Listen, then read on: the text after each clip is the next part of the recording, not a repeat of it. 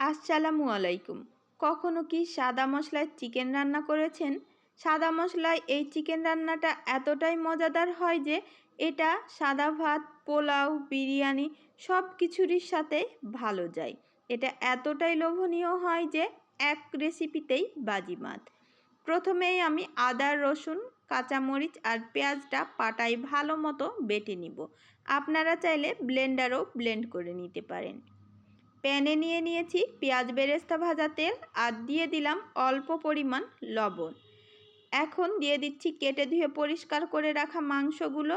লবণ দিয়ে যদি মাংসটা এভাবে মিডিয়াম আঁচে ভেজে নিই তাহলে মাংসের মধ্যে লবণটা ভালো মতো ঢুকে যাবে আর মাংসটা খেতেও কিন্তু টেস্টি হবে। এখন মাংসটা লাল লাল করে ভেজে নিয়েছি। মাংসটা যখন লাল লাল করে ভেজে নেওয়া হয়ে গেছে তখন তুলে নিলাম। সেম প্যানেই দিয়ে দিচ্ছি বেটে রাখা মশলাটা আর সাথে দিয়ে দিয়েছি জিরা বাটা, দিয়ে দিলাম মাংসের মশলা। এরপর মশলার যখন স্মেলটা চলে যাবে তখন এর মধ্যে দিয়ে দিচ্ছি অল্প পরিমাণ পানি। পানিটা দিয়ে মশলাটা ভালো মতো কষিয়ে নিব তেলটা ছেড়ে আসা পর্যন্ত। যখন তেলটা ছেড়ে দিয়েছে তখন এর মধ্যে দিয়ে দিলাম ভেজে রাখা মাংসগুলো দিয়ে মিডিয়াম আঁচে রেখে মাংসটা 7 থেকে 8 মিনিট মতো কষিয়ে নিব। এর মধ্যে দিয়ে দিলাম পরিমাণ মতো লবণ। লবণটা অবশ্যই বুঝে শুনে দিতে হবে কারণ আমি মাংস ভাজার সময় লবণটা ইউজ করেছিলাম। 7-8 মিনিট কষানো হয়ে গেলে ঢাকনা দিয়ে ঢেকে মাংসটা 20 মিনিট মতো লো আঁচে রেখে কষিয়ে নিব। আর একবার করে ঢাকনা তুলে এভাবে নেড়ে দিতে হবে যাতে করে নিচে না লেগে যায়। মাংসটা আমি 20 মিনিট মতো কষিয়ে নিয়েছি।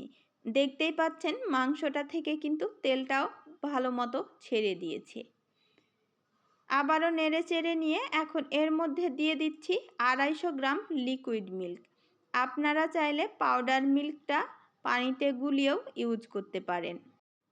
দেখেন মাংসের কালারটা কতটা লোভনীয় লাগছে।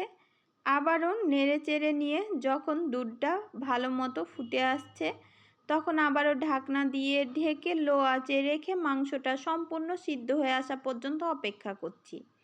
দেখতেই পাচ্ছেন মাংসটা ভালো মতো সিদ্ধ হয়ে গেছে। দিয়ে দিলাম 3টা কাঁচামরিচ আর পেঁয়াজ বেরেস্তা। কাঁচামরিচ আর পেঁয়াজ বেরেস্তা দিয়ে 5 মিনিট মতো রান্না করে নিয়েছি। আর নামানোর আগে দিয়ে দিলাম 1 চা চামচ ঘি।